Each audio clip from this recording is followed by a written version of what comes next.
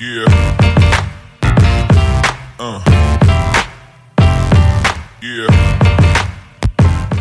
Yeah. Ok, allez, 3, 2, 1. Salut les sportifs, c'est Armano et je suis très heureux de vous recevoir pour ce nouvel épisode du podcast Devenir triathlète.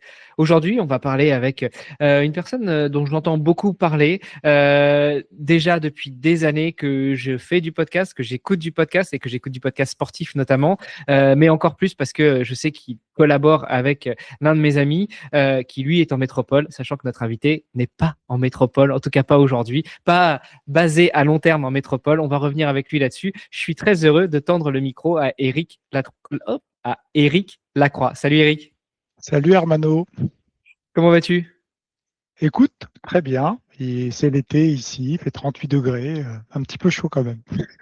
Bon, alors pour le contexte, on enregistre un 23 février. En Europe, Ouais. c'est des inondations partout. Il pleut, Oui. il fait froid. Quoique, moi, étant basé au Luxembourg, aujourd'hui, on a un peu une journée printanière. Mais donc, non, tu gardes tes remarques sur le climat pour la Réunion, Ouais. s'il te plaît.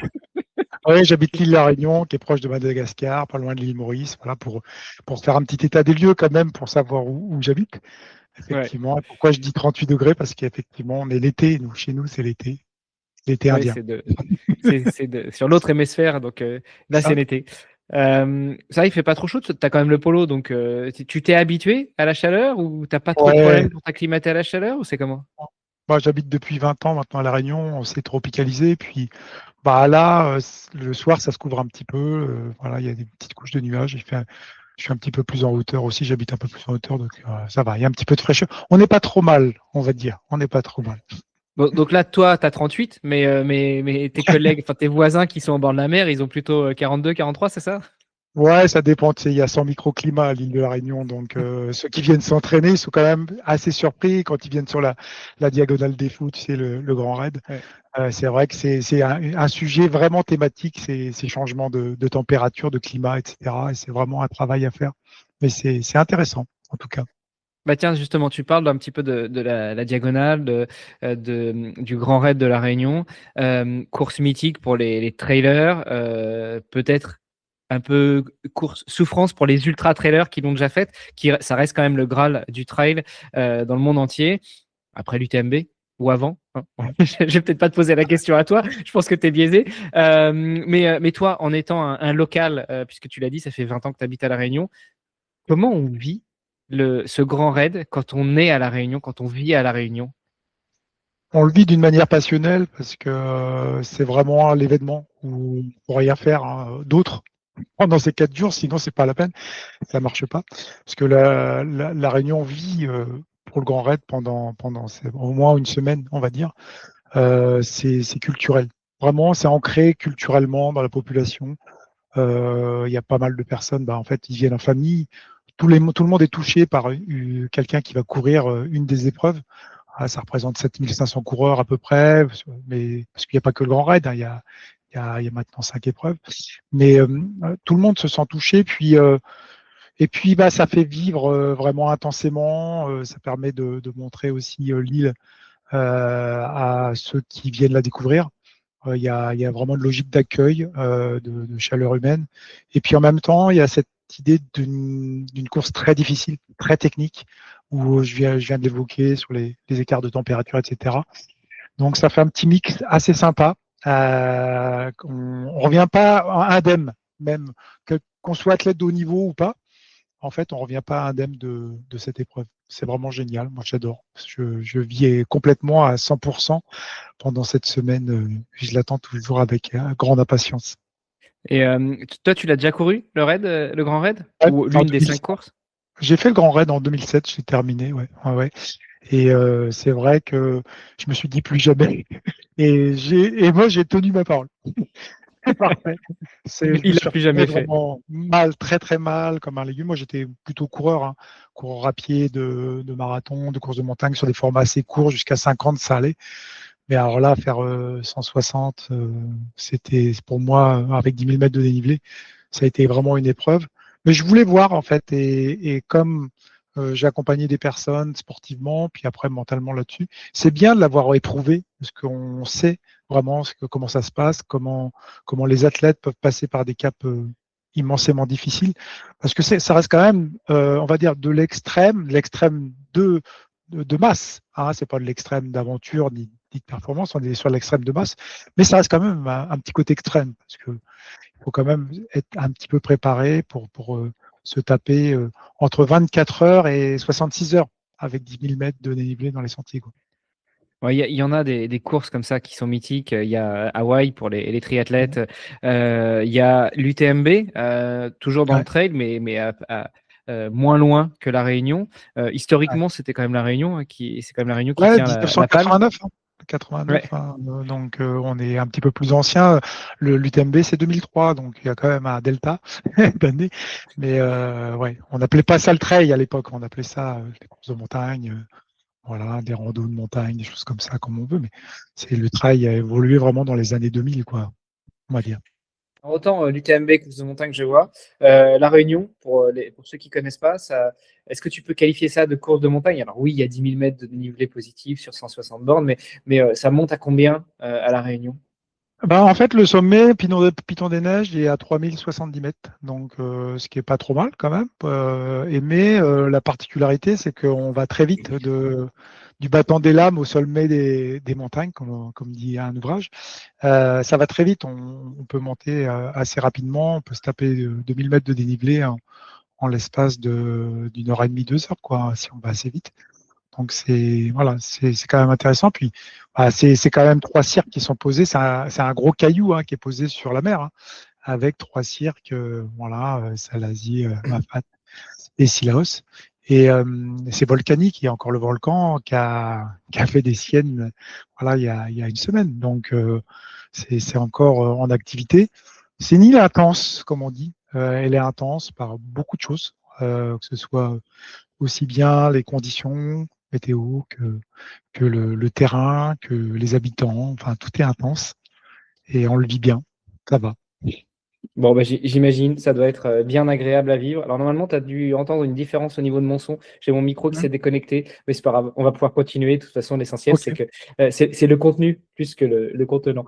Bon, bah, tout ça, j'ai commencé à te poser des questions. On s'est lancé un petit peu dans le sujet du trail, mais je t'ai pas laissé te présenter. Donc, tu as quartier libre. Vas-y, Eric, je te laisse te présenter. Dis-nous tout. Qui est Eric Lacroix, au-delà d'être un Réunionnais depuis 20 ans? Bon, on en a pour une petite heure. Non, je rigole.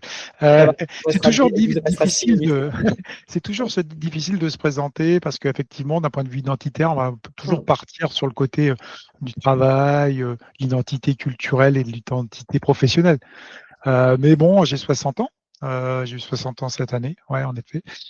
J'ai 2 grands-enfants qui ont 30 et 33 ans. Et puis, je suis enseignant, je suis directeur du service des sports en fait à l'Université de La Réunion. Depuis 10 ans, je suis directeur et en fait, ça permet de faire pas mal de choses, d'être aussi connecté avec la recherche, avec l'enseignement, avec la pédagogie. Et je suis surtout passionné de course à pied. J'ai commencé à courir en 1983. Donc, et commencé à entraîner en 1986. Donc, tous ceux qui vont être surpris, là, la Gen Z va dire, oh là là, ah, c'est un ancien. Et j'ai même fait du triathlon. Et oui, parce que sur un podcast devenir triathlète, j'ai créé une section sportive triathlon dans mon lycée en 1992, voilà, 93. Et elle a duré pendant 5-6 ans. J'étais à Chartres et j'avais une section sportive régionale à l'époque. J'avais découvert le petit Brice de Bord qui faisait du triathlon à l'époque. Voilà, des gars comme ça, je les salue parce que je sais peut-être qu'ils écouteront ce truc. Et je suis aussi entraîneur de triathlon. Donc, mais ça, je le dis pas trop. Comme ça, je suis un peu tranquille. Et donc, je suis passionné de course à pied. J'entraîne depuis très longtemps. Et puis, là, depuis 6-7 ans, on va dire, je me suis mis vraiment dans le versant de la prep mentale. Et c'est là que j'ai collaboré. On collabore avec Cyril Blanchard là, sur la création d'un institut santé et mentale dans les sports d'endurance et dans l'entreprise, parce que tout ça, ça me tient à cœur. Il y a des logiques de santé. Et puis pour terminer un petit peu, pour être un peu bref, je suis en train de finaliser un ouvrage de 500 à 600 pages qui va sortir cet été aux éditions Mons, avec éditions Mons et les frères Berg. Notamment, je collabore avec un neuroscientifique de Grenoble qui s'appelle Sébastien Carnicella et puis Manon d'Auvergne qui travaille sur les thématiques du REDS et des TCA. On fait un livre sur au-delà de l'endurance, qui va traiter des thématiques des quêtes de sens et des conduites addictives. Voilà le gros, gros programme de ma passion et de ce qui m'anime aussi en ce moment.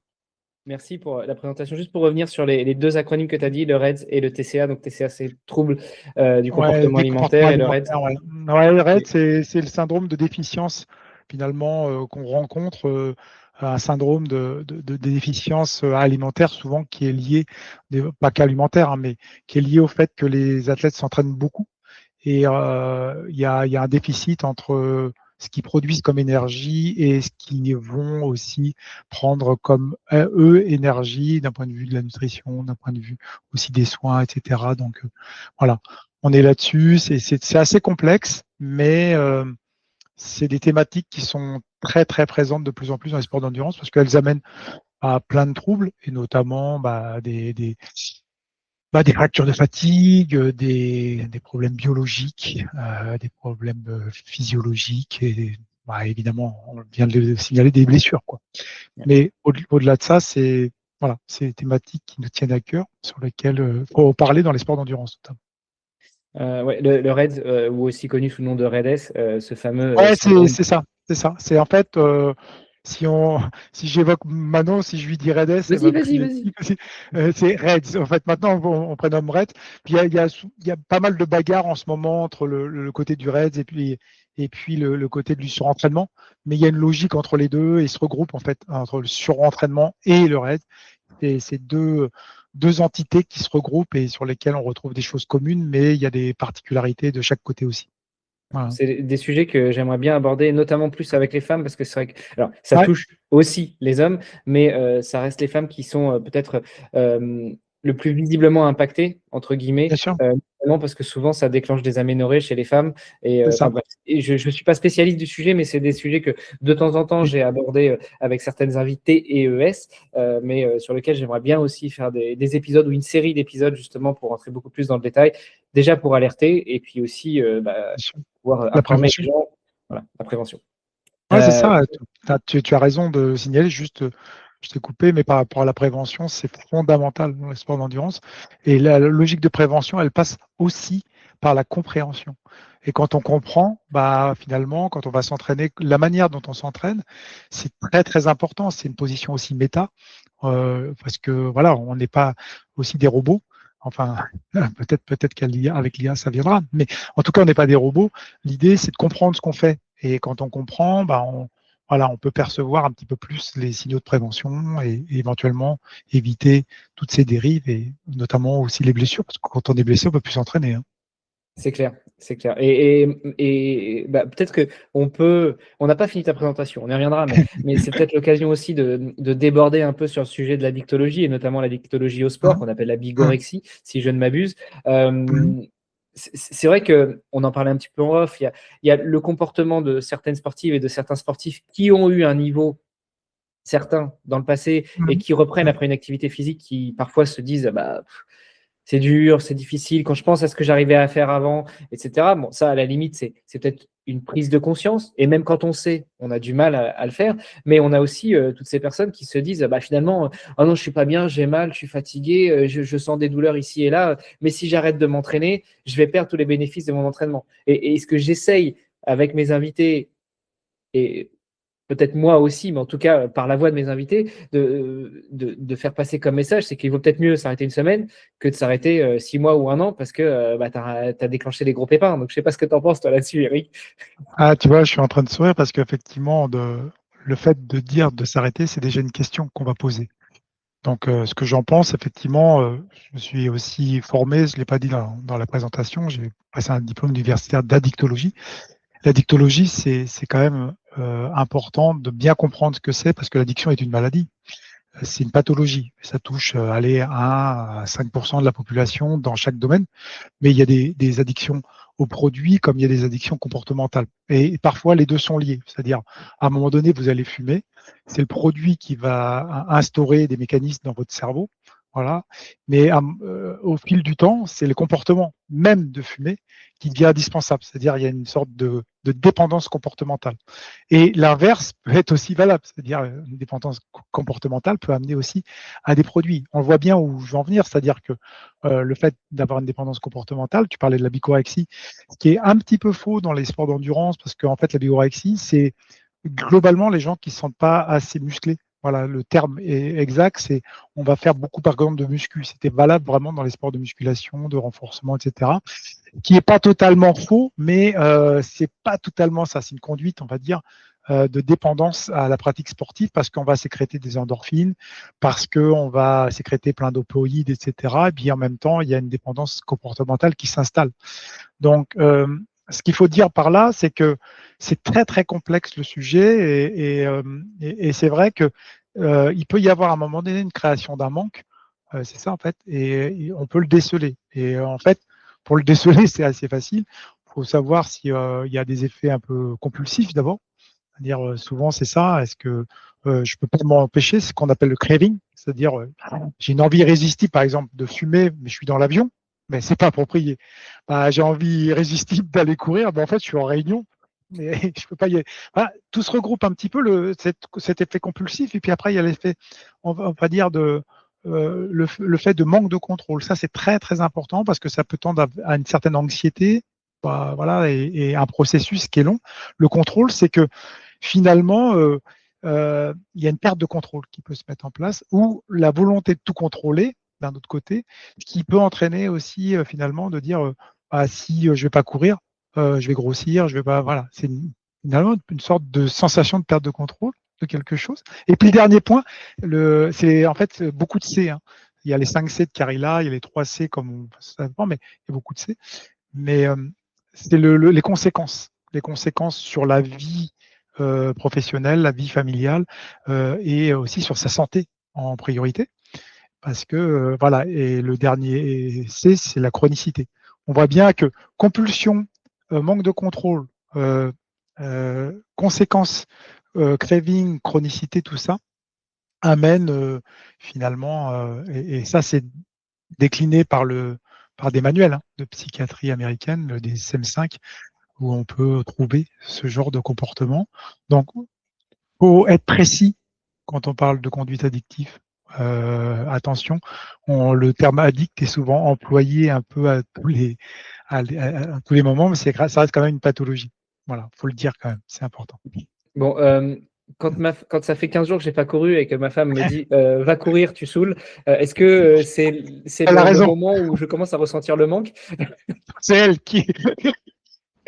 Je pense qu'il faut l'écouter. Il faut écouter sa femme, là, parce que Ça je va. pense que le ras-le-bol, là, ça sera mieux pour le couple. Ouais.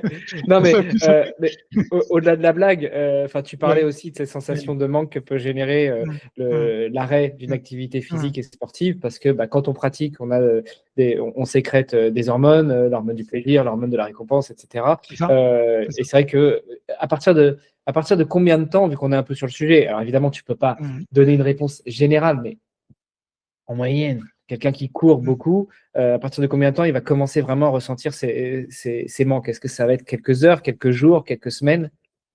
D'où la C'est blague là de où, au bout de 15 jours que je cours pas, ma femme me dit d'aller courir, tu vois. c'est là où c'est complexe parce que en fait, c'est très singulier et individuel. Parce que ça dépend aussi quel niveau tu as et quelle pratique tu as depuis plusieurs années. Il y a quand même un principe, c'est celui de la progressivité dans l'entraînement et le fait que, par exemple, j'ai 10 ans, 15 ans, 20 ans d'entraînement, c'est pas la même chose que si j'ai une seule année. Tu vois. Ouais. Donc tout dépend un petit peu des années de pratique et des principes d'adaptabilité, parce que l'adaptabilité du corps, c'est quand même l'intelligence. Donc comment j'arrive à m'adapter, à faire une logique de progression. Mais parce que moi, j'ai des athlètes qui font 30 heures par semaine, mais ils sont pros, c'est des professionnels. Donc, on va dire, ouais, 30 heures, c'est trop. Non, non. Sauf que c'est pas tout le temps. C'est aussi des périodes où ils vont charger un petit peu plus. Ils sont peut-être une moyenne de 20 heures dans l'année quand même. C'est quand même beaucoup. Mais il faut voir aussi que ça fait 4, 5, 6, 7 ans qu'ils soient à très haut niveau et qu'ils ont été progressivement assez, parce que le corps s'est adapté, parce que voilà, ils se sont pas blessés. Voilà. Quand d'un autre, s'il s'entraîne 3 heures par semaine, c'est pas la même chose s'il passe à 7. tu vois, ou 8, c'est pas anodin. Donc, c'est là où il faut être vigilant sur le fait qu'il faut voir le côté de la progressivité et pourquoi à un moment donné on va passer de 3 heures à 8 heures, tu vois, et peut-être qu'à un moment donné, quand on commence à passer de 3 heures à 8 heures assez, et puis qu'on veut en faire un petit peu plus, bah, on sent que les endorphines, comme tu dis, parce que les endorphines, on est bien fait, c'est un dérivé de la morphine pour se sentir mieux, mais c'est quand même pour guérir des lésions qu'on a. Donc finalement, voilà, il y a un compromis entre le stress mécanique, tu vois, surtout en course à pied, hein, je parle. En vélo, on le voit moins. C'est plus vicieux en vélo parce que c'est une fatigue, tu vois, profonde, physiologique. Mais en course à pied, bah, le trop, c'est qu'on se blesse. Donc il faut, tu vois, c'est assez subtil, mais je crois qu'il faut trouver la bonne dose. Et moi, je dis, voilà, apprendre à courir juste, c'est toute une carrière, quoi. Juste, à courir juste. La justesse, c'est personnel, c'est individuel, et c'est selon aussi son profil, ses possibilités, ses disponibilités, sa charge mentale, parce que ça, on y tient aussi beaucoup, parce que ça joue beaucoup. Tu vois. Donc, je ne t'ai pas répondu précisément parce que c'est très difficile. Tu vois, de Non, mais dire. je sais que finalement, ces questions-là, c'est Mm, comme l'entraînement. Ça mm, doit être individualisé et personnalisé. mm, Tu c'est peux ça, pas donner des grands termes, des idées, mais bon, tu as compris que je, bien sûr, que je bien blaguais sûr. un peu sur un sujet qui finalement est cohérent. Donc, moralité, si votre plus un, que ce soit votre femme ou votre mari, vous dit, allez, va courir, déjà, il y a une alerte. Mais par Ça, contre, juste, je voulais préciser une chose. Tu parlais de progressivité dans l'entraînement et dans mm, mm, l'adaptabilité du corps. Ça vaut autant en charge qu'en décharge. Moi, j'ai fait l'erreur mm. 2 fois de beaucoup courir, beaucoup m'entraîner et de passer de beaucoup à zéro. Ça fait Ouais. le même effet, hein. C'est très, très, très Ah, mauvais, hein. on est Et d'accord. mentalement, c'est encore pire. On est d'accord, c'est le processus des entraînements, on n'en parle pas souvent, et tu as raison de l'évoquer, mais le désentraînement, il est radical, il est assez rapide, même si on va garder des réserves de force, des choses comme ça, mais c'est vrai que, bah, en fait, quand on fait beaucoup d'endurance, quand on est des sportifs d'endurance, on va faire un développement mitochondrial pour l'expliquer. Donc, on va créer plein de petites usines. Donc, ça veut dire on a, quand on se désentraîne, on n'en fait plus. Il n'y a plus de petits ouvriers, tu vois, et on est vite saturé, quoi. Et en même temps, comme le corps a été habitué, adapté, bah, il comprend pas trop, quoi. Donc il va réagir. Et comment il réagit, bah, d'un point de vue hormonal, d'un point de vue chimique, d'un point de vue aussi électrique, hein, avec les neurotransmetteurs, etc. Il est un peu déréglé et il y a une dérégulation en fait. Donc c'est bien de s'entraîner, mais faut être, tu as raison de le dire dans des deux versants. C'est-à-dire, il y a les progressifs dans un sens comme dans l'autre. Je suis d'accord. Ouais. Bon, ça va. Je dis pas que des bêtises alors. Ah non. Ok. Bah, revenons un petit peu à toi, à ta présentation. Moi, ce qui m'intéresse, on aura bien compris que tu es un homme qui travaille, qui recherche, qui vit pour et par le sport. Mais justement, le petit Eric, à quel moment il fait sa rencontre avec le sport et comment elle se passe? Ah, le petit Eric, il a toujours été à la rencontre du sport, en fait, parce que ses parents étaient des sportifs, des gens qui faisaient bah, du sport beaucoup. Et les premières choses, c'était que mon père avait créé une salle de musculation dans le grenier. Je m'entraînais avec mon frère en muscu. À l'époque, c'était pas Instagram, hein. C'était pas Instagrammable. On faisait des développés couchés, des crunchs et machin, et on faisait beaucoup de muscu parce que mon père était adepte de Marcel Rouet, le versant, voilà, être bien sculpté, bien machin. Donc on était là-dedans et on faisait énormément de sport. Moi, j'étais bah, un gamin qui était pas livré à moi-même, j'étais très libre en fait. J'allais jouer au foot toute la journée, pas très scolaire. Donc moi, j'étais confronté à être dehors, voilà, et Remarque, c'est une vers belle vers revanche. C'est une belle ouais. revanche que tu as pris cette fois-ci sur le côté scolaire, hein, pour rebondir sur ce que tu disais tout à l'heure. Ouais, ouais, Oh, mais je crois que le côté scolaire, c'est vrai que enfin, on n'est pas toujours mis, le système scolaire ne nous permet pas de toujours être mis en réussite. Tu vois, il y a un peu une reproduction, c'est ce que j'ai lu aussi avec Bourdieu, etc. Mais la reproduction sociale, moi, j'étais pas dans une famille aisée. Et bon, tu es un peu livré aussi au fait que bah, les parents rentrent un petit peu plus tard et puis bah, tu vas dehors, tu vas jouer au foot, ils vérifient pas forcément tes devoirs, ils sont pas là à te demander. Donc, je vais pas dire que tu es en échec scolaire, mais tes moyens, quoi. Et même s'il y a des dispositions, tu le sais pas. Mais tu préfères t'éclater avec tes potes, quoi, et jouer. Le mot jeu, j'allais jouer au foot, J'allais faire des conneries, enfin voilà, à droite à gauche, mais toujours de manière sportive. Par contre, on joue pas à courir, on joue pas au triathlon. Mais ça, c'est un autre sujet, c'est la sémantique. Ah ouais, mais moi je pense que des fois on confond le jeu et l'enjeu. Et ça, c'est pas moi qui le dis, hein, c'est Maki Chamalidis, c'était un grand préparateur mental avec François Ducasse qui disait ça dans son livre Champion dans la dette. Mais euh, je pense qu'il faut pas confondre le jeu et l'enjeu. Il faut continuer à jouer. Tu sais que les plus grands joueurs de tennis, bah, ils jouent en fait. C'est-à-dire ils arrivent à switcher vraiment sur le jeu. Ils sont pas, s'ils regardent l'enjeu, bah, ils vont regarder ce qui se passe autour, ils vont rater un truc, ils vont être dans l'enjeu. Et je pense qu'on a oublié qu'on était des enfants, qu'il fallait rester quand même enfant dans le sport. Et ça, parfois, on l'oublie un petit peu. Et je pense que c'est quand même quelque chose à évoquer aussi là, sur les propos que tu évoques. Ouais, mais je sais que tu as déjà Mm, échangé pas mal, mm, notamment avec Bertrand Soulier aussi, qui est un ami, mm, et il dit toujours ça, c'est que euh, sur le jeu, l'enjeu, mais aussi mm, il image ça avec le dessin. On mm. nous dit souvent que quand on est adulte, on apprend à dessiner ou on réapprend à dessiner. Non, en fait, c'est juste on a toujours dessiné depuis qu'on est petit, mais on Bien a sûr, arrêté, on a oublié, et maintenant on réapprend d'une manière différente. Mais on a toujours c'est ça. su courir. Enfin, quel gamin ne sait pas courir? Il apprend à marcher, voire même des fois, il sait courir. Les enfants savent courir avant de savoir marcher, parce que peut-être une question d'équilibre aussi. Et Bien sûr. pourtant, bah, c'est quand si on n'est pas né dans une famille ou si on n'a pas des prédispositions à être un coureur dès le plus jeune âge, c'est quand on devient adolescent, que une fois passé le fameux cross du collège qui a martyrisé tout le monde, en tout cas en France, Ça, c'est qu'on vrai. se met à courir. Tellement on se dit qu'on apprend ou qu'on réapprend à courir. Non, on n'a jamais. C'est juste on a laissé de côté. Donc ouais, il ne faut pas confondre le jeu, l'enjeu. Il ne faut pas confondre C'est ça. aussi le fait d'avoir des choses qui sont innées et puis de les laisser de côté à un moment et de croire que enfin, voilà, c'est un peu brouillon ce que je dis, Non, de la façon non, dont je tu as réagis, raison. mais je pense que tu Non, la comprends bien ce que je veux dire. profondeur, je la comprends, c'est-à-dire qu'à un moment donné, des fois, on n'est pas prêt, tu vois, aussi. Et peut-être que aussi, on nous dit que ça, c'est important, ça, c'est sérieux, tu vois.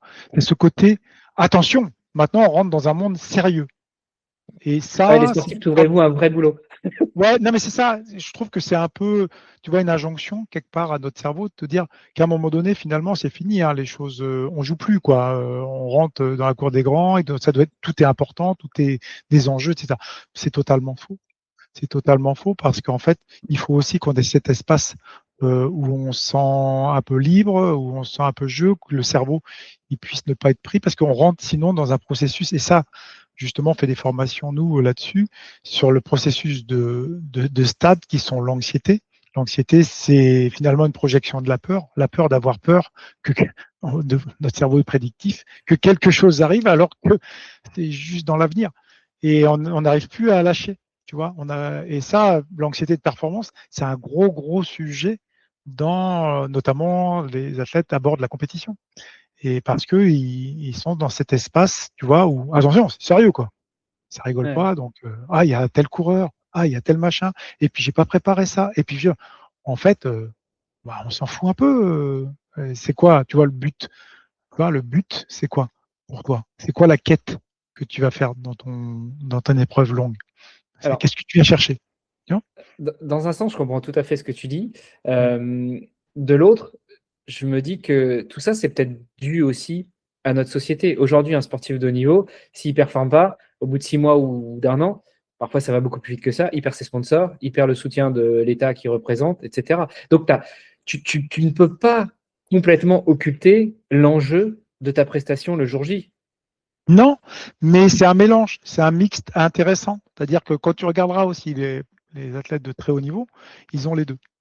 C'est-à-dire qu'ils arrivent à mêler aussi bien le jeu et l'enjeu. C'est-à-dire qu'ils arrivent aussi à se plaire dans ce qu'ils font. Bah, on sort des Jeux Olympiques en ski de fond ou machin, on voit bien.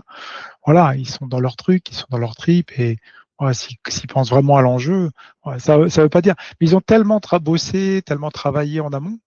Ils ont mis en place des objectifs, des routines, aussi bien physiques que mentales, que voilà, c'est ça aussi. Puis après, il faut aussi décliner ce que c'est que le sport de haut niveau et de très haut niveau. Il y a une confusion entre le bon niveau, le haut niveau et le très haut niveau. Le haut niveau, ils en vivent et comme tu le dis, ils ont des partenaires, etc. Mais ce qu'on voit fleurir aussi, c'est des athlètes de bon niveau qui se mettent une pression énorme alors que les sponsors leur mettent pas la pression. Tu vois, Ouais. enfin, quelque part, c'est quand même assez paradoxal. Ce que tu évoques, je suis d'accord, mais d'un autre côté, quand tu regardes, c'est un minime pourcentage de la population. Je sais pas, en triathlon, je veux dire, le très très haut niveau, c'est pas le plus gros pourcentage de la masse qui fait des triathlons en France, quoi, par exemple. Donc, Non, on est non, bien mais d'accord. on est d'accord. On est d'accord. Et ça recoupe le fait. Alors, ça fait longtemps que j'ai pas parlé de dopage d'ailleurs, mais ça peut expliquer aussi le Mmh. fait, tu en parlais tout à l'heure, l'addictologie aux produits, qui Ouais, viennent d'une certaine addictologie au comportement, bah que, bien sûr. alors, sans partir dans des clichés, mais ou au contraire pour les exacerber, ça peut expliquer que certains vainqueurs de course du dimanche au saucisson bah, se mettent à prendre des produits parce que bah, Ah, ouais, bien sûr, c'est la bien sûr. On est et là, d'accord. ça va être peut-être des bons athlètes, pas des athlètes du haut niveau et encore moins du très haut niveau. En revanche, il y a tout ça se mélange à un moment, quoi. Ouais, c'est une question de posture. Et c'est vrai que moi, je tire pas à boulet rouge parce qu'il faut comprendre aussi le processus dans lequel les personnes peuvent tomber. C'est-à-dire, j'aborde de toute façon dans l'ouvrage là, qui va sortir cet été. Là-dessus, il y a un chapitre sur le dopage et un autre chapitre sur la triche. Donc les deux peuvent être un peu liés, mais parfois la triche, voilà, c'est tricher, c'est-à-dire on va mettre des roues électriques, enfin on va mettre de l'électricité dans son vélo, enfin voilà, on est là-dessus. C'est une forme de dopage, on pourra dire, mais il n'empêche le dopage, si on le regarde bien, c'est des produits qu'on injecte qui sont quand même dangereux pour la santé. Et en fait, là, le problème, c'est que je ne tire pas à boulet rouge parce qu'il y a un comportement justement où on peut pousser à ça. C'est-à-dire, il y a un travail à faire avec l'athlète justement sur son identité, qu'est-ce qu'il veut être, qu'est-ce qu'il veut devenir, et il peut souffrir de différents besoins. Et notamment, quand on regarde ça, il y a trois besoins essentiels. C'est le besoin de sécurité, le besoin de reconnaissance et le besoin d'accomplissement. Si en fait les trois sont pas alimentés, que ce soit par la famille, que ce soit par des choses, voilà, bah, la personne va aller les chercher coûte que coûte, c'est-à-dire ses besoins. Donc, il ne se sent pas en sécurité, il va prendre ça. Besoin de reconnaissance, qu'est-ce qu'il va faire? Et besoin d'accomplissement, il n'y arrive pas, qu'est-ce qu'il va faire? Tu vois, donc, il y a tout un processus pour être mieux un petit peu dans sa peau pour dire, OK, je fais cette pratique-là, je connais mes limites, je connais, voilà, je vais, parce que en fait, souvent les athlètes ne savent pas définir la performance. Je dis, est-ce que tu sais, c'est définir la performance? Il y a beaucoup d'athlètes qui vont dire performance, c'est le résultat, ce qui est totalement faux. La performance, c'est en fait l'optimisation de ton potentiel et de tes ressources, c'est-à-dire tu vas aller chercher au maximum tes ressources physiques et mentales pour parvenir à un objectif que tu t'es fixé, qui soit à peu près réaliste, tu vois, en fonction justement de ces ressources. Et puis si tu arrives à mobiliser tes ressources, tu vas dire waouh, je suis content, quoi, tu vois. Mais souvent c'est pas le cas. Tu vois, on n'est jamais conscient de soi. J'aurais pu, j'aurais dû. Enfin, voilà. Non mais Et il y a qu'à c'est choquer. ouais, c'est ça. Mais c'est un processus complexe la Ouais. notion de performance. Et derrière cette quête de performance, bah, il y a des personnes qui accompagnent, tu vois, plus ou moins accompagnées. Et donc là, le côté de l'accompagnement mental, c'est aussi d'accompagner ça, c'est-à-dire d'essayer de la faire comprendre. C'est quoi une performance? Voilà. Bah, au final, l'expression consacrée française est se sentir bien dans son corps. Mhm. Moi, je dirais quand même que ça part de la tête. C'est plutôt se sentir bien dans sa tête. C'est ce que disaient les sages asiatiques avec le fameux ASICS, enfin les latins qui a Ouais, été ouais. repris par nos amis Ansana et asiatiques. corporel Mais sano. Ouais. voilà, Mhm. anima sane, Mhm. corpore Ouais, ouais, sano, un esprit sain mhm. dans un corps sain. Oui, Mhm. et un corps sain dans un esprit sain aussi. Ça marche aussi. Oui, après, il y a pas mal de choses aussi d'un point de vue philosophique, si tu veux. C'est cette notion parfois qui est mal comprise, tu vois, ou ce qui a été écrit sur un fronton de Delphes, c'est-à-dire connais-toi toi-même. Mais en fait, au-delà de ça, au-delà du développement personnel ou du côté New Age qu'il peut y avoir, c'est-à-dire on amène des grandes théories, des grandes phrases, etc. Il faut déplier. Voilà. Et nous, dans l'accompagnement mental, il faut être précis. C'est-à-dire, on ne va pas donner des outils. Je ne vais pas donner une tronçonneuse pour planter un clou, c'est ce que je dis. Je sors d'une prépa mentale là tout à l'heure. C'est ce que je dis. Je ne vais pas donner une tronçonneuse pour planter un clou. Mais Ouais. c'est ce qu'on peut voir, c'est-à-dire à un moment donné, OK, j'ai l'outil qu'il te faut, tu vas faire ça, ça, ça, puis l'athlète, il est complètement démobilisé parce que ça ne lui convient pas. Il faut d'abord comprendre sa posture méta, c'est-à-dire comment il est, comment il se sent, c'est quoi ses besoins, tu vois, à nourrir. Parce que, et on est là sur le fameux pourquoi, tu vois, why, machin, ce qu'on peut dire. Mais si on ne l'a pas, bah, ça va être compliqué, quoi, parce que il va chercher plein de choses, plein de solutions. Et le dopage, à un moment donné, peut être au bout d'une chaîne, tu vois, c'est ça, c'est Ouais. une conduite dopante. Parce qu'il y a dopage et conduite, c'est pas la même chose. Mhm. Comme addiction et conduite addictive, c'est pas la même chose. C'est pas la On même tend chose. vers, mais on n'y est pas encore. On n'est pas dans la pathologie. Ouais. Tu vois. Ouais. Mm. Bah, ouais. La fameuse conduite dopante, c'est te prendre un café tous les matins et puis te prendre aussi un café parce que avant de partir courir parce que tu trouves que ça te fait du bien. Là, on est dans la conduite dopante, on n'est pas dans le dopage. En revanche, te prendre un petit shot de Ventoline parce que tu as l'impression que ça marche mieux, même si c'est interdit, et là, on est plutôt dans le dopage. Ouais, mais je crois que c'est entre les conduites et puis après le dopage, je pense qu'il y a le dopage lourd aussi et Ouais. il y a peu d'athlètes qui peuvent avoir accès à ça. Donc après, on est sur une autre dimension. Mais c'est vrai que nous, ce qu'on essaye de voir, c'est les conduites, tu vois, dopantes, Mhm. c'est-à-dire celles qui peuvent amener à pas être bien en santé et même psychologiquement, ça va impacter parce qu'on on se sent pas bien quand on triche. On se sent pas bien, c'est pas vrai.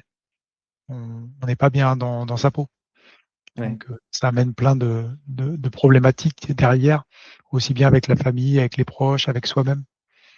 Donc, c'est un vrai travail, là, l'accompagnement. Bon, revenons quand même un peu à toi parce qu'on a Au petit digressé. Eric, On était au petit Eric qui nous disait qu'il a toujours fait du sport ouais, dans cet environnement où finalement bah, tes parents enfin ton père avait construit une salle de muscu dans le grenier. T'étais un peu, ton frère et toi, vous étiez un peu livrés à vous-même jusqu'à ce que papa, maman rentrent à la maison et puis voilà. avec sport. Et ensuite.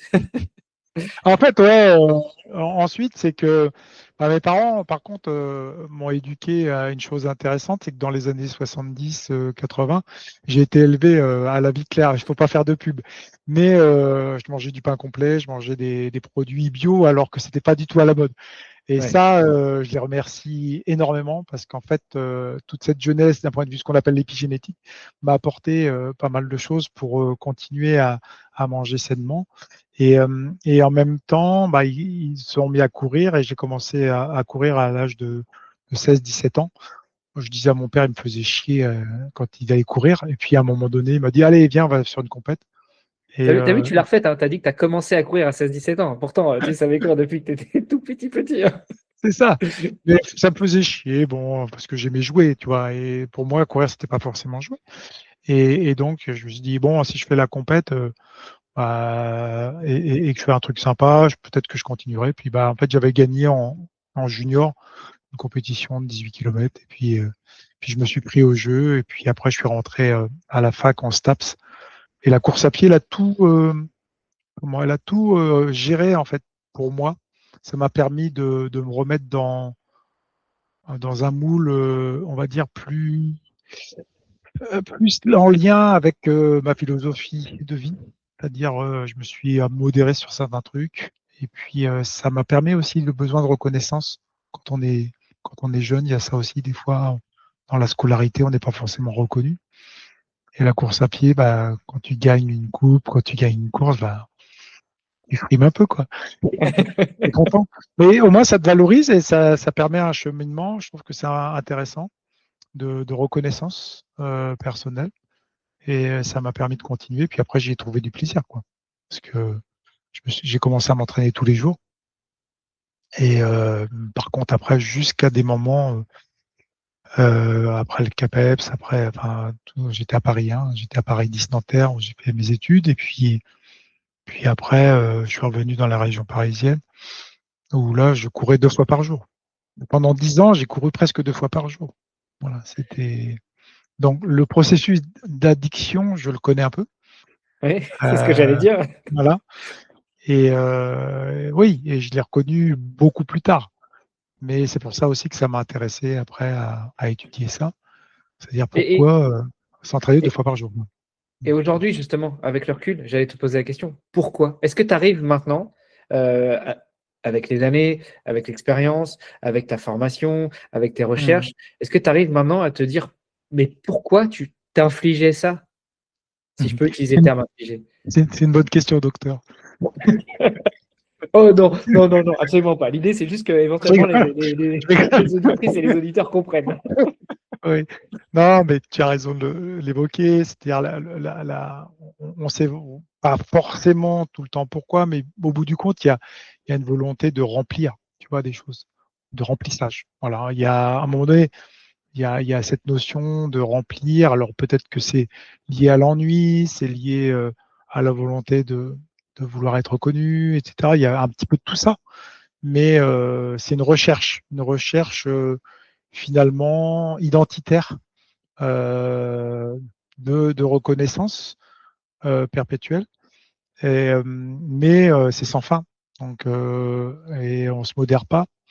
Donc, c'est là où aussi, par contre, ce qui m'a permis de comprendre, c'est que je faisais des études en STAPS et que j'ai beaucoup lu à côté. Donc, ce qui a permis aussi d'équilibrer tout ça et de commencer à comprendre et de me modérer aussi. Donc, de ne pas faire trop de bêtises et tu vois, d'aller trop loin dans ce processus-là. Mais ça reste toujours complet. Alors, j'ai pas forcément vécu des traumas, tu vois, très forts, étant petit ou des micro-traumas, mais je pense que c'est lié parfois à des parcours de vie ou dans la profondeur, on a tous des besoins, comme je t'évoquais, et il faut les alimenter. Voilà. OK. Donc, Et encore, tu as eu cette présence d'esprit, de relier les études, mmh, les livres que tu lisais sur ta mmh, pratique. Tu en as d'autres qui disent: «Ouais, mais bon, mais ça, c'est pas pour moi. Ouais, ouais, ça, c'est des conduites addictives, mais ça, c'est pas pour moi. Moi, c'est modéré», tu vois? Hem mmh.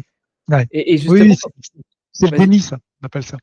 Ouais, C'est les stratégies d'évitement, on appelle ça dans le ouais. mental. Donc tu fais tes études en STAPS. Ouais. Tu nous as dit aussi tout à l'heure que tu avais déjà fait du triathlon. À quel moment tu rencontres le triathlon?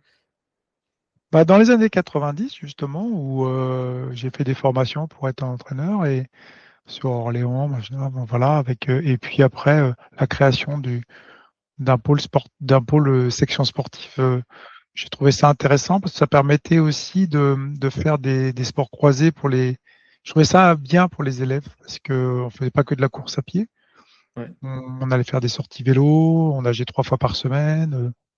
Et je trouvais que bah, du côté pratique pour des gamins de 14 à 18 ans, c'était intéressant et dans leur cycle de développement, de maturation et aussi de processus de croissance. Voilà, c'était bien et j'ai vu des gamins changer, s'épanouir, même d'un point de vue morphologique et puis de les accompagner aussi dans les études. Donc voilà, pour moi, ça a été un parcours intéressant dans le sens où finalement, il n'y avait pas que la pratique sportive, il y avait aussi ce versant que j'aimais bien d'ailleurs dans la culture un petit peu du cross ou tu vois la culture un peu anglaise où finalement on est des athlètes mais on n'est pas cons quoi. Tu vois, on raconte pas, on n'a pas trois mots au vocabulaire. C'est ce que je Ouais. leur disais. Attention, hein, si vous êtes interviewés, les mecs, hein, essayez de lire un petit peu à côté, d'avoir quand même quelques notions de rhétorique. Non, mais c'est super important. Ouais. Sinon, on passe pour des couillons, quoi. Tu vois. Et voilà. C'est les deux. Je pense que sport-études, c'est ça en fait. C'était le côté sport-études. On le voit bien, hein, des athlètes qui réussissent. Là, on voit sur les Jeux Olympiques ou d'autres. Bah, maintenant, on a quand même aussi pas mal d'athlètes qui font des écoles d'ingénieurs, des grandes écoles, voilà. Et ils s'en sortent très bien. C'est Ouais. possible. Mm. Et autant, il y a 20, 30, 40 ans, on choisissait d'être sportif de haut niveau, voire de très haut niveau au détriment des études, autant Mm. maintenant, C'est ça. ceux qui arrêtent les études, au bac ou un petit peu avant sont quand même, moins Mm. légion. Il y en a beaucoup plus qui font des études supérieures, aujourd'hui. Ouais. Ouais, il y a ce qui est assez paradoxal parce qu'il y a moins de travail. Mais, mais oui, justement, c'est peut-être une peur. C'est une position, hein, une posture aussi d'avoir peur de l'avenir. Donc, on est vigilant. Et je pense qu'il faut avoir. Je pense que la génération qui va venir des jeunes maintenant, j'appelle ça les slashers. Et c'est pas péjoratif, mais un slasher, c'est quelqu'un qui va faire plusieurs métiers. Et même moi, avec des athlètes, tu vois, je travaille avec des athlètes de très haut niveau, bah, j'essaie d'avoir une vision un peu polymathe, ce qu'on appelle polymathe. C'est voilà, il faut faire plusieurs choses. Et parce que faut pas, si tu t'aiguilles que sur un truc très précis, on peut, on peut prendre des risques aussi, quoi. Tu vois, dans la société Ouais. actuelle, c'est bien d'être un petit peu polymathe ou slasher comme on veut. Ça permet d'avoir des degrés d'ouverture nouveaux aussi. C'est pas moi qui dirais le contraire. Euh, euh, mais juste pour rester un petit peu sur ce sujet-là, je pense aussi que les conditions ont changé.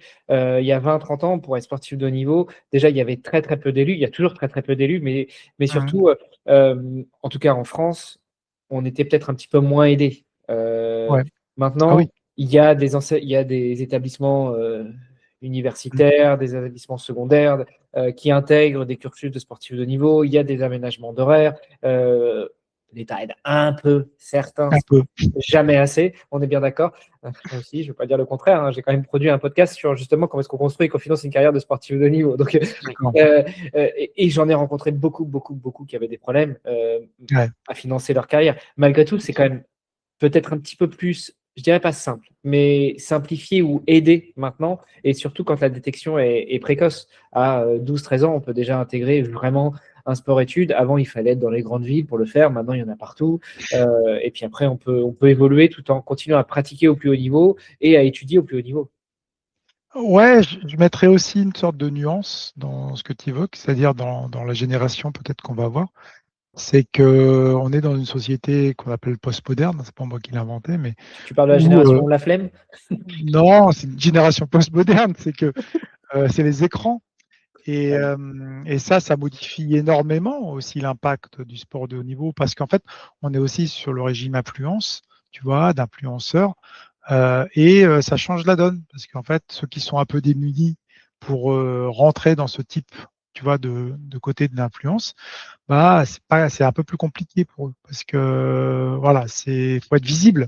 Si on n'est pas visible, c'est difficile d'amener, on l'évoquait tout à l'heure, le fait d'avoir des partenaires, de pouvoir être suivi parce que et pourtant on peut être excellent, hein, Mmh. mais voilà.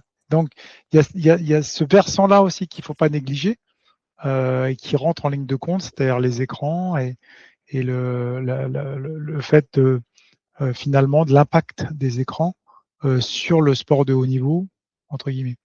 C'est Et important. toi qui es toujours enseignant, Mhm. tu le vois aussi avec tes élèves, avec tes Ouais, athlètes, peut-être des élèves qui sont des athlètes ou des athlètes qui sont tes élèves, cet ouais. impact de l'écran aujourd'hui?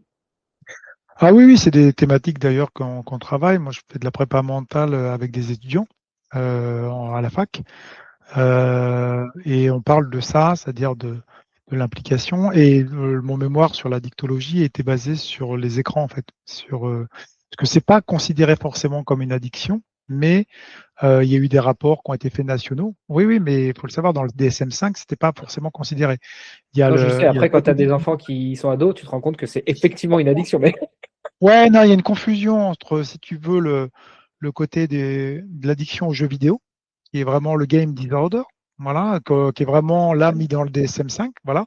Mais les écrans, bah, on va te dire, OK, bah, tu prends ton écran quand tu as Oise pour aller faire un trajet. Tu vas prendre ton écran au travail, tu vas pour bosser. Donc, est-ce que tu es addict? Tu vois, enfin, non. Donc, il y a le temps d'écran, mais il y a le temps d'écran aussi dans lequel tu consacres quoi, tu vois, c'est-à-dire, c'est ça aussi mmh, qui est intéressant. Est-ce que c'est une part, si tu veux, qui est liée au réseau d'influence, etc., ou c'est lié finalement à des besoins qui sont ton travail, qui sont ta vie au quotidien. Donc l'écran prend des proportions énormes, oui, mais il faut savoir aussi les proportions qui sont liées finalement à du temps qu'on pourrait pas qualifier de vide, parce que je dis pas ça, mais en tout cas qui peuvent venir perturber aussi l'état d'esprit dans lequel est la personne. Si elle est 4 heures sur Facebook à regarder tous les autres, elle va souffrir à un moment donné, hein. Ça, c'est pas moi qui l'ai dit aussi, hein. C'est des études. On mais souffre à aller regarder les autres, hein. Non, mais c'est fou, hein. je sais. On va regarder les autres, mais on souffre. Parce que ah, il est trop bon, il est trop fort, et machin. Putain, ça fait chier, il a fait ça. Moi, j'aurais dû. Ah bah j'aurais. Ah bah moi, ah bah non. Lâche ton écran et vas-y, tu vas voir, tu vas y arriver. Déjà. Non, mais c'est exactement ça. Tu vois, c'est ça. On est là-dessus. C'est le vieux compte père qui parle. Mais d'ailleurs, tu vois, il y a le sujet des écrans, mais on pourrait l'étendre aussi à la façon dont on s'entraîne aujourd'hui. C'est vrai que j'essaye d'en parler souvent et avec mes invités aussi, le plaisir de courir, de nager, de faire du vélo, de s'entraîner. Mais le plaisir, ça passe aussi parfois à lâche ta montre, quoi. Laisse-la à la maison et va courir ou va rouler, mais lâche l'écran, lâche le compteur, lâche. Alors, on va peut-être nous objecter que effectivement là c'est de l'écran utile, comme tu vas au travail, tu dois travailler sur un écran, tu n'as pas le choix. C'est un temps d'écran utile. Je sais pas, ça peut être utile pour l'entraîneur qui va analyser les données des capteurs, mais pour le pratiquant, pour l'athlète, quel est le niveau d'utilité, à moins que ce soit une expérience très structurée où tu as des. Ouais, c'est intéressant ce que tu dis. C'est toute aussi un chapitre que je parle de course connectée et âme déconnectée. Alors, j'avais pas prévu qu'on fasse la promo de ton livre, mais écoute, vas-y, tant qu'on y est. J'en fais un peu, mais il n'est pas encore sorti. Ça permet de faire du lien. Non, mais parce que je trouvais que le titre, tu vois, le côté course connectée, âme déconnectée, c'est en fait le côté des data. Et en fait, on est là-dedans, c'est-à-dire, ouais, Strava, machin, tout ça. Oui. Ce qu'il faut voir, c'est l'intérêt et l'utilité sur laquelle c'est comme les écrans, tu vois, que je te disais tout à l'heure. Je pense que les analyses, etc., sont toujours intéressantes a posteriori. Mais en fait, a priori, puis pendant, je pense qu'il faut être dans le jeu, comme je disais tout à l'heure. C'est-à-dire que le problème dans le mental, ce qu'on voit, c'est quand la personne elle commence à vouloir tout contrôler, bah, souvent, c'est pas forcément très bon. Donc, tout contrôler, ça amène à des dérives, si tu veux, comportementales et des sortes d'aliénation, parce qu'on veut tout accélérer, tout contrôler. Donc, ça, le cerveau, il aime pas. Alors que la question, c'est souvent, on fait du sport, comme tu dis, pour le plaisir, c'est un loisir, et finalement, on vient, tu vois, contrôler tout ça. Alors, c'est quoi le but de faire du sport? Tu vois, c'est vraiment la question. Dire, qu'est-ce qu'on va y chercher? Est-ce qu'on va chercher comme au boulot à vouloir tout contrôler? On est déjà dans un monde d'aliénation, d'accélération de plein de choses, de plein de données, et on le retranscrit encore dans le sport alors que c'est un moyen normalement de vagabondage. Et comme tu dis, faut définir c'est quoi le plaisir là, tu vois. Après, C'est on sûr peut qu'il y en a prendre plaisir à prendre le des données, plaisir, c'est mais peut-être le fameux no pain, no gain. Le plaisir, c'est peut-être justement d'aller se mettre une race, comme on dit, pour souffrir ou avoir cette impression de souffrance. Mais après, la question est pourquoi on a besoin de ressentir ça quand on va s'entraîner? Tu peux simplement aller faire du sport, quel que soit le sport, pour le plaisir de partager des moments avec des amis ou pour de te sentir évoluer, progresser, de voir du paysage. Enfin voilà, comme tu dis, il faut définir ce mot plaisir. ouais, parce que moi, j'ai pas de, si tu veux, loin de moi l'idée de donner la leçon. Tu vois ce que je veux dire? C'est-à-dire que les personnes ont un degré de liberté pour aller chercher ce qu'ils ont envie d'aller chercher dans le sport. Mais après, le problème, c'est que nous, on a, tu vois, cette sorte de victimisation derrière. Ouais, mais j'ai vu ça. Ouais, mais responsabilise-toi alors. Tu vois ce que je veux dire? Ok, donc nous, on essaye de responsabiliser les athlètes à ça. C'est-à-dire, bah, ok, mais tu dis ça, mais au bout du compte, tu n'arrêtes pas de regarder les datas, les machins, et tu contrôles tout. Donc, à défaut de te contrôler, il faut contrôler un tout. C'est ce que je leur dis déjà. Ouais. Et c'est un petit peu plus fun. Mais ça ne veut pas dire qu'on enlève. Tu vois, on n'est pas des vieux cons à dire faut arrêter les datas. Bien sûr qu'elles nous servent. Bien sûr qu'il y a de l'intérêt. Bien sûr, il y a d'intérêt dans beaucoup de choses. Le seul problème, c'est qu'à un moment donné, il y a de la démesure. Tu vois, courir juste, je te disais, c'est un vrai travail de toute une carrière. Et elle prend du temps. Ajuster, ça veut dire aussi qu'est-ce que je viens chercher, tu vois, à faire de l'ultra ou du long, qu'est-ce que je viens y chercher.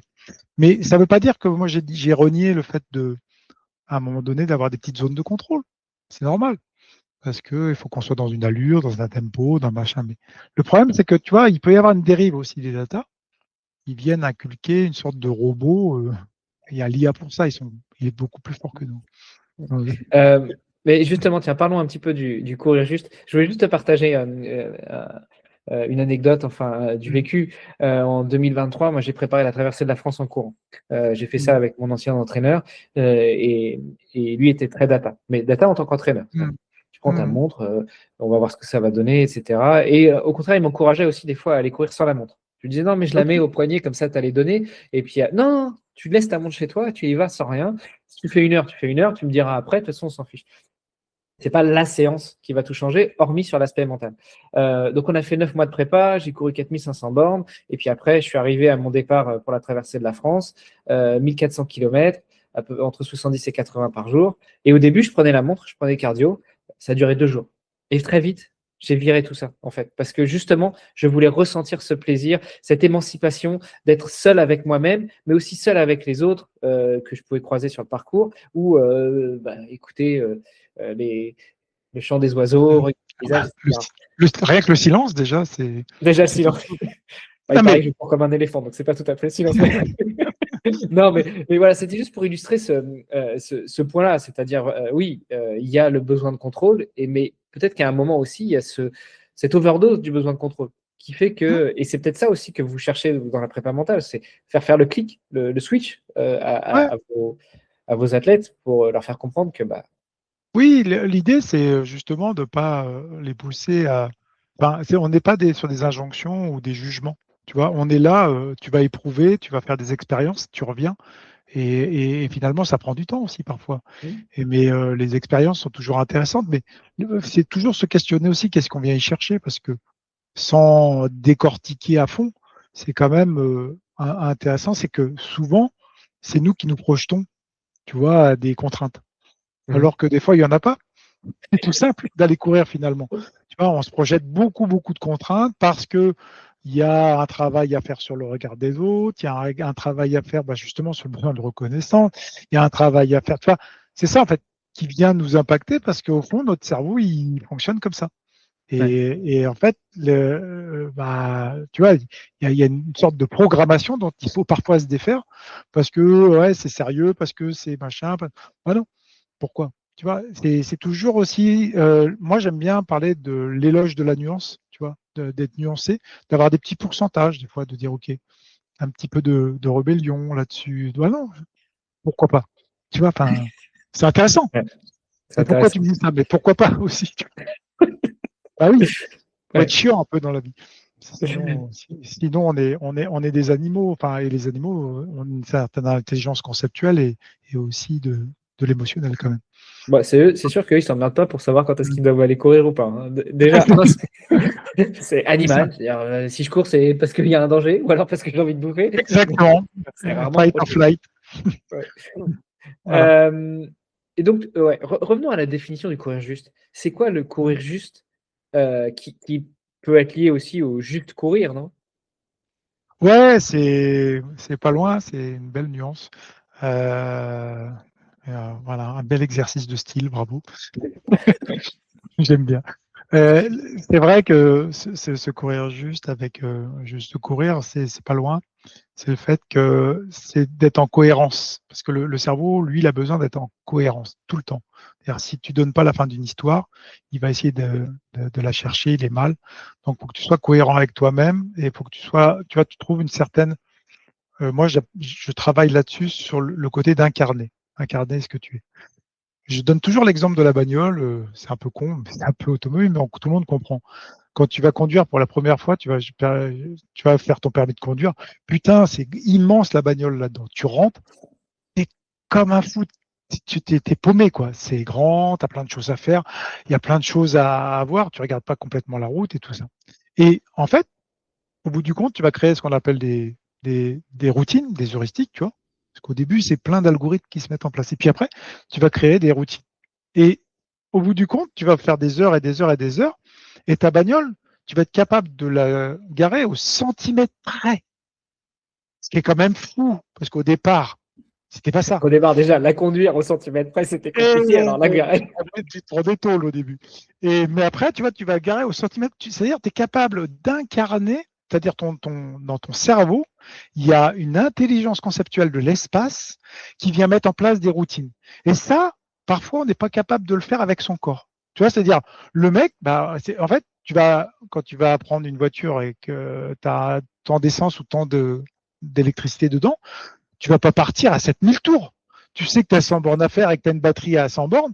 Bah ouais, et bah en fait, par contre, dans le sport, on le fait. C'est-à-dire avec le corps, on le fait. Tu vois, en fait, incarner son véhicule, c'est incarner finalement son corps. Et là, le côté, le cerveau est dans le corps et c'est vraiment incarner ça. Tu vois, et c'est ça le juste pour moi. C'est-à-dire, quelles sont mes ressources, mon potentiel, mais tu vois, même sentir un peu au moment, et j'ai un peu de faiblesse là-dessus, je vais essayer de les travailler, mais être cohérent avec ça. Tu vois, c'est de la cohérence. Tu vois, et tu pars dans des choses où tu vas chercher une certaine justesse et accorder, et c'est là que tu es content parce que tu as réussi à obtenir progressivement, tu vois, cette recherche d'incarnation et tu le vis mieux. Voilà. J'adore cette image de la voiture. Ouais, c'est ça. Penser à tous ceux qui partent au marathon de Paris en 4 minutes au kilo et puis qui finissent à C'est 8. ça. Ne Mais on est montez pas à là-dessus. 7000 tours. Et on est exactement là-dessus. C'est la même métaphore pour moi. C'est Ouais, les mecs, ils partent à 7000, quoi. Ils ouais. sont sur régime, tu vois. Et même, ce que je dis aussi avec certains, d'un point de vue mental, il y a des personnes, non seulement ils partent à 7000 tours, ils sont sur l'autoroute à 200 km/h, mais ils conduisent même pas le véhicule. Ils sont derrière sans ceinture. Pour donner la métaphore. Non, mais Ouais. des fois, c'est pas, tu vois, t'es Ouais. sûr que tu vas te prendre un pet, là? Ah, le mur du 30, tu vas te le prendre. C'est ça. En fait, non, mais on est là-dedans, tu vois. Et après, Ouais. c'est tout un travail, effectivement, de compréhension. Et quand je te disais, apprendre à se connaître, c'est là, on est là-dessus. On est sur incarner vraiment sa pratique. Je trouve c'est beau, en tout cas. D'où le fait que tu dises que ça prend toute une carrière de Ah coureur, de ouais. sportif pour incarner tout ça. Parce que pour incarner ta voiture, pour pouvoir la garer au centimètre près, Mhm. c'est des Mhm. heures et des heures de C'est ça. pratique, de conduite, etc. La Ah course à ouais. pied, ça va être pareil. Alors, même si après 10 ans, 15 ans, 20 ans à courir, tu commences à de mieux en mieux te connaître et Mhm. incarner cette pratique-là, c'est Mhm. c'est Ouais, un c'est exercice sans ça. fin. Après, t'affines après, tu vois, tu vas affiner Ouais. certains points. Tu sais qu'à un moment donné, tu n'as plus beaucoup de VO2 max, donc parce que tu as pris de l'âge. Euh, Tu sens la vieillure arriver. Donc, tu vas essayer de travailler un peu sur l'économie, tu vois. Tu vas être un peu moins couillon, tu vas mieux gérer. Tu vas travailler. Voilà, il va continuer un peu à faire du renforcement musculaire parce que tu as quand même une déflagration musculaire qui arrive. Donc, non, tout ça, tu vois, c'est pas, même pas de la subtilité, c'est du bon sens Ouais. pour moi. Et Tu vois. tout ça, c'est sans parler du RAID ou du RAID-S qui Non, va venir encore chambouler tout ça et foutre un ah, c'est bordel ça. dans Ça, c'est, voilà, je te dis, c'est le côté de la voiture où le mec, il est derrière, voilà, ouais, de sang, ouais. sans ceinture, parce que à un moment donné, bah, c'est sûr ou alors il va trop vite et il y a la police qui va se mettre à ses côtés, il va dire, monsieur, arrêtez sur le côté, ou madame. J'ai pas le temps, le temps. Bon. Ouais, c'est ça. Euh, Là, non, bon, alors, redevenons un petit peu sérieux. on est sérieux, On est sérieux, on est sérieux. On essaie d'imager tout ça on se sous prend au forme sérieux, c'est voilà, ça. sans se prendre au sérieux. Je suis d'accord avec toi. Euh, Écoute, il nous reste pas longtemps. Je t'avais promis Mhm. de te libérer Ouais. à temps pour ton prochain rendez-vous. Si on devait résumer un petit peu tout ce qu'on s'est dit aujourd'hui, et en particulier l'aspect mental, ou plutôt ce qui m'intéresse là, au regard de tout ce qu'on s'est dit, ça va être un petit peu les alertes pour les auditrices, les auditeurs, ou pour les proches des auditrices et des auditeurs. Comment est-ce qu'on peut détecter qu'à un moment, un, ce serait bien de faire un peu d'accompagnement mental. Deux, ça devient vraiment nécessaire de faire l'accompagnement mental. Trois, tu es à 200 sur, Une sur le obligation. siège arrière sans Mhm. ceinture et tu conduis avec les pieds. Donc là, il n'y a pas de sujet. Non, mais voilà, si on devait un peu résumer cette heure d'échange qu'on a eu tous les deux, quels seraient tes tips un petit peu pour pousser les Bah, gens à aller vers le mental, enfin, vers la. les- les- Ah, ouais. Moi, je comprends. Les tips, je pense que si tu veux, on est être humain, c'est avoir des quêtes et des conquêtes. Et en fait, que j'évoquais avec Cyril, que tu connais bien, on en parlait ce matin d'ailleurs, c'est les quêtes et les conquêtes, c'est être humain, c'est qu'on a toujours eu des quêtes, mais après, on va vers des conquêtes. C'est-à-dire les conquêtes, c'est pas forcément bon, tu vois. Ça a aussi amené des guerres, ça a amené aussi pas mal de choses. C'est-à-dire la conquête, c'est, tu vois, la quête, elle est intéressante. J'ai la quête de faire un triathlon long, longue distance et tout ça, c'est bien. Donc, à partir de là, c'est une quête. qui est sympa, mais quels objectifs je vais mettre en place, tu vois, par rapport à ça. Et c'est là que ça va être intéressant. Est-ce que d'un point de vue physio, machin, physique, je suis au point, renforcement musculaire, faire un petit état des lieux. Et puis, se dire qu'à un moment donné, est-ce que j'ai vraiment besoin, tu vois, d'être accompagné d'un mental? Parce que le mental, ça se travaille comme le physio. Tu vois, ça se travaille comme le physique. Est-ce qu'à un moment donné, j'ai des doutes, tu vois, et il y en a, mais est-ce qu'il me faudra à un moment donné quelques outils parce que je suis pas sûr d'arriver au bout, j'ai peut-être me poser plein de questions ou je m'en suis déjà posé et finalement, voilà. Mais c'est pas forcément un besoin. Tu vois, il y a des personnes qui vont passer ces étapes et puis pas forcément se poser de questions parce que c'est ancré en eux, tu vois, c'est comme on dit incarné. Puis bah, d'autres personnes, peut-être qu'il y aura besoin d'un accompagnement avec ses objectifs, parce que là, en fait, on apprend à comprendre et connaître la personne et finalement, on lui donne les outils, tu vois, sans donner la tronçonneuse, mais les outils qui vont lui permettre d'ajuster, tu vois, et il y en a énormément, bon, 150 thématiques possibles, donc tu vois, faut pas dire Surtout, qu'il y je me a... permets de te couper, mais vous leur donnez les outils. Vous leur donnez pas la Ouais, solution. L'objectif, c'est que ce non, soit non, le- c'est eux qui trouvent même les outils, parce que ce qu'il faut dire en accompagnement mental, c'est que c'est une vraie... c'est pas une épiphanie, mais quelque part, c'est quelque part une prise de conscience. Voilà.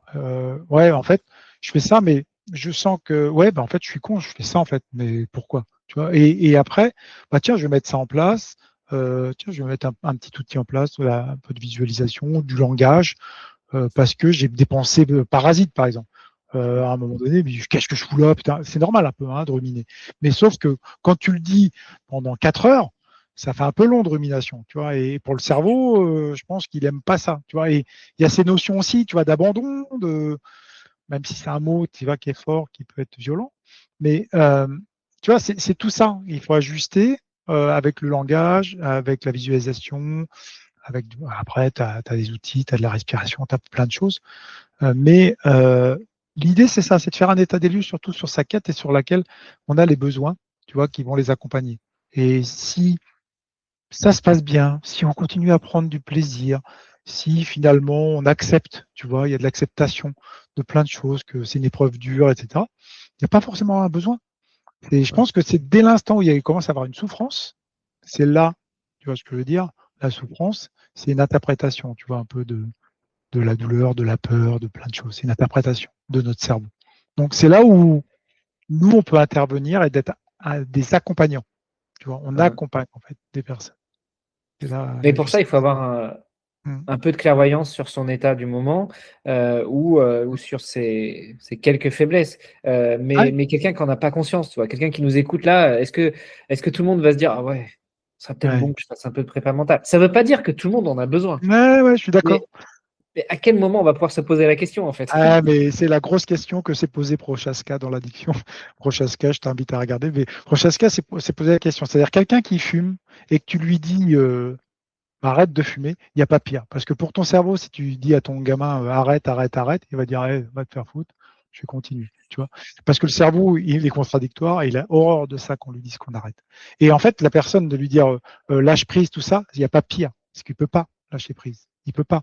Donc, ce qu'il faut, c'est amener le fait des petits pourcentages, comme je disais, c'est ajuster et sentir qu'à un moment donné, il y a un degré d'ouverture.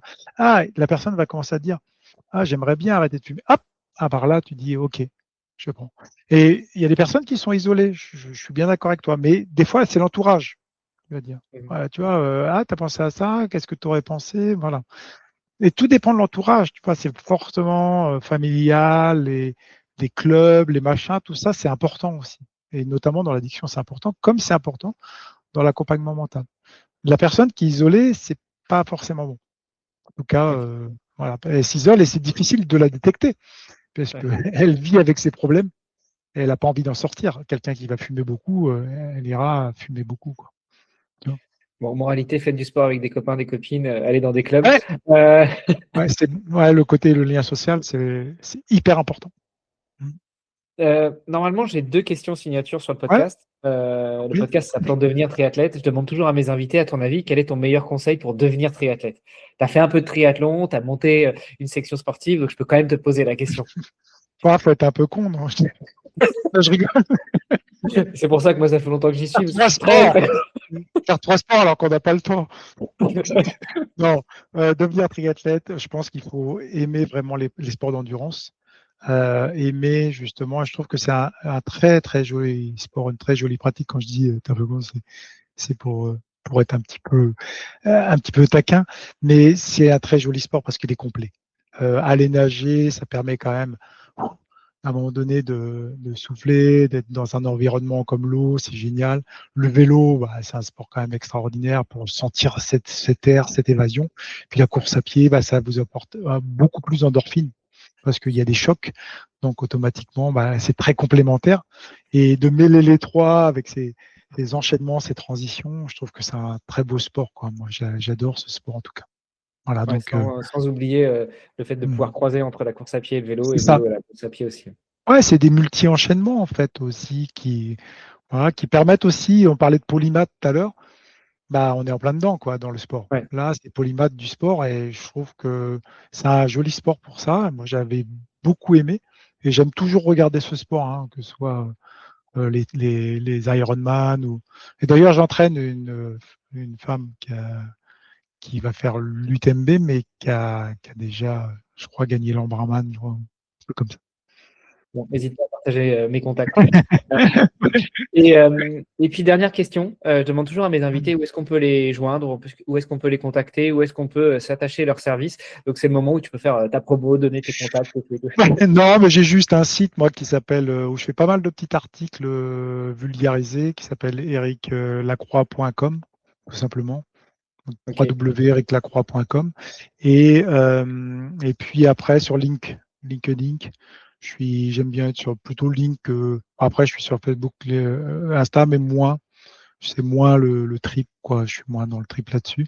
Et puis après, on sera visible aussi beaucoup avec l'Institut Santé et Mentale dans les sports d'endurance, l'ISME qui va sortir là, qui sort en ce moment avec pas mal de formations.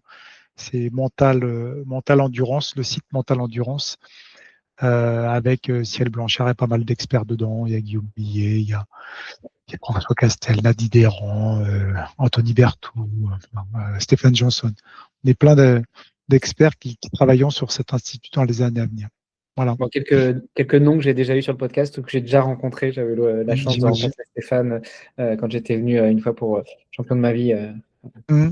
Ouais. L'event organisé par Cyril. Et puis, oui, Anthony Berthoud, qu'on a eu sur le podcast, et d'autres. En tout cas, merci beaucoup pour ton temps, Eric, pour ces discussions. On a abordé des sujets sérieux, mais sans se prendre la tête. On a bien déconné. C'est le but. Comme ça que vient le plaisir aussi. Hein.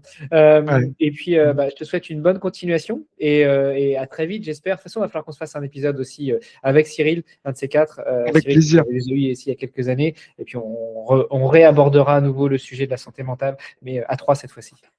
Avec plaisir, Hermano. Merci de ton invitation. Et puis, bah, bien le bonjour à ta communauté de triathlètes que j'aime Merci, beaucoup. Eric. À bientôt.